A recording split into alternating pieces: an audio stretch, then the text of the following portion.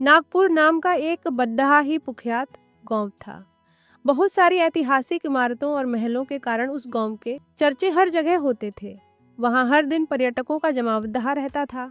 एक दिन शहर से समीर नाम का एक लड़का गांव की इन इमारतों और महलों के बारे में जानकारी जुटाने आया। समीर को गांव के रास्तों के बारे में ज्यादा जानकारी नहीं थी, इसीलिए वो एक गाइड को रख लेता है। पूरे दिन घूमने के बाद आखिर में बारी आती है घुंघरू महल की, लेकिन सूरज ढलने में ज्यादा समय नहीं होता और समीर गाइड को वहां जाने के लिए बोलता है। लेकिन गाइड वहां जाने से साफ मन कर देता है, क्योंकि कहा जाता है कि शाम ढलते ही उस महल में इंसानी कंकाल घूमते हैं।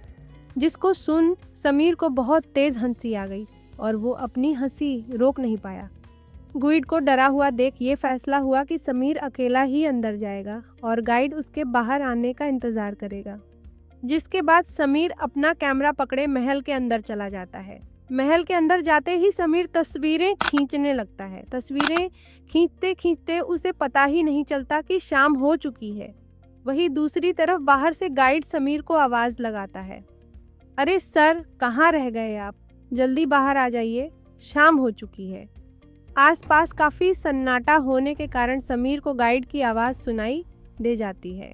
आवाज सुनने के बाद समीर गाइड को वहां से जाने के लिए बोलता है, जिस पर गाइड उसे फिर से आवाज लगाता है, लेकिन सर, आपका ज्यादा देर तक अंदर रहना ठीक नहीं है।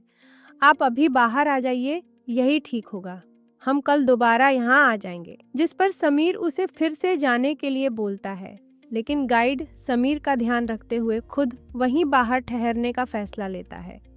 वही समीर गाइड की बात नहीं मानता और तस्वीरें खींचने में व्यस्त हो जाता है। तभी समीर को कुछ महसूस होता है। उसे ऐसा लगता है कि तस्वीरें खींचते वक्त कोई उसके आगे से गुजरा। जब वो कैमरा हटाकर देखता है तो उसे सामने कुछ नहीं दिखता। अपना वहम समझकर समीर फिर तस्वीरें खींचने लगता है। जब वो अपना कैमरा महल की सीढ़ियों की तरफ घुमाता है तो उसे कैमरे में एक इंसानी कंकाल नजर आता है, जिसे देख समीर हैरान हो जाता है। समीर महल के ऊपर चला जाता है। वो जैसे ही अपना कैमरा फोटो खींचने के लिए ऊपर करता है, उसे बहुत सारे इंसानी कंकाल एक साथ खड़ीडिहे नजर आते हैं। इसे देख समीर की हालत खराब हो जाती है और वो चक्कर खाकर वहीं बेहोश हो जाता है। जब उसकी आंखें खुलती है तो वो अपने आप को अपने होटल में पाता है।